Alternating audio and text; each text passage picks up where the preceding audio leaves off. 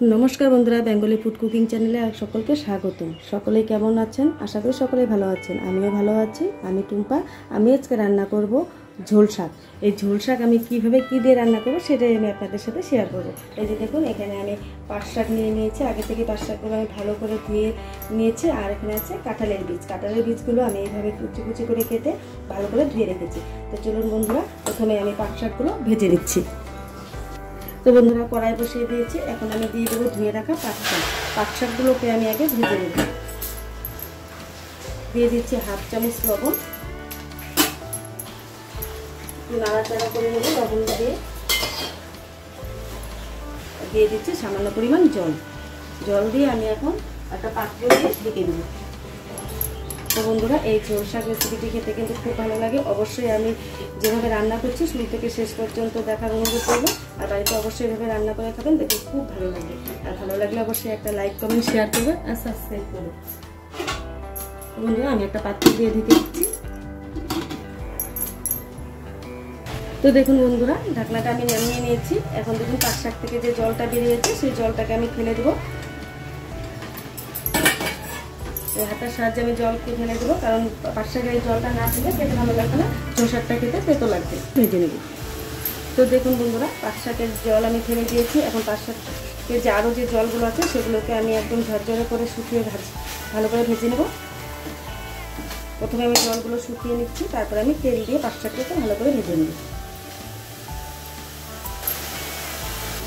তো বন্ধুরা পাট শাকের জল শুকিয়ে গেছে। এখন আমি দিয়ে দিচ্ছি সামান্য পরিমাণ সরষের তেল। সরষের তেল শাকের সাথে ভালো করে আমি মিশিয়ে নেব, নাড়াচাড়া করে দিচ্ছি।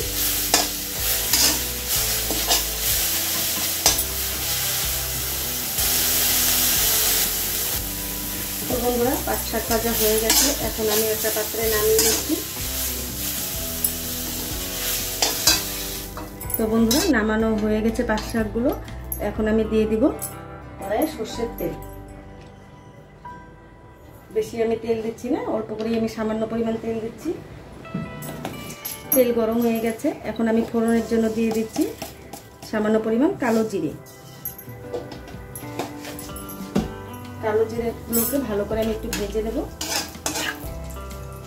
তো বন্ধুরা এই রেসিপিটিতে কোনো মশলা কিচ্ছু লাগে না। আমি যেভাবে রান্না করছি সেভাবে রান্না করুন, দেখবেন খুব ভালো লাগবে। তো বন্ধুরা কালো জিরা ভাজা হয়ে গেছে। এখন আমি দিয়ে দিচ্ছি কেটে ধুয়ে রাখা কাঁঠালের বীজ।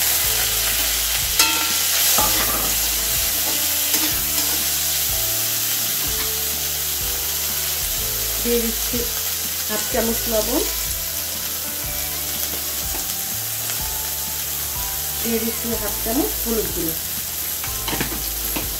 আর বন্ধুরা দিয়ে দিচ্ছি কাঁচা লঙ্কা চেরা। আমি এখানে 3টে কাঁচা লঙ্কা ব্যবহার করলাম। আপনারা ঝালটা দিয়ে যেরকম চান সেই পরিমাণ অনুযায়ী দিয়ে নেবেন। একটু নাড়াচাড়া দিয়ে নিচ্ছি।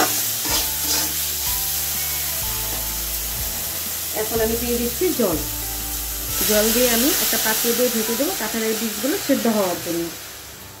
জলের পরিমাণটা আমি একটু বেশি দিলাম, তাহলে কাঁঠালের বীজগুলো সেদ্ধ হয়ে যাবে ভালো। তো দেখুন বন্ধুরা ঢাকনাটা আমি তুলে দিচ্ছি। তুলে দিয়ে আমি একটু নাড়াচাড়া করে নিচ্ছি।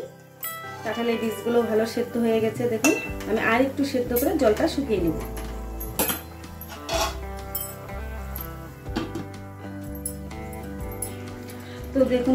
তো দেখুন বন্ধুরা কাঁঠালের বীজগুলো খুব সুন্দর সেদ্ধ হয়ে গেছে।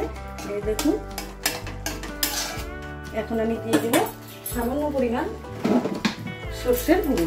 সরষের গুঁড়োটা আমি বেশি দেবো না, সামান্য পরিমাণই দিচ্ছি। এখন আমি একটু নাড়াচাড়া করে নিচ্ছি। নিয়ে আমি এখন দিয়ে দেবো ভেজে রাখা পাট শাক। তো বন্ধুরা এই ঝোল শাক রেসিপিটি কিন্তু হয়ে গেছে। আর কেমন হয়েছে অবশ্যই একটা কমেন্ট করে জানাবেন।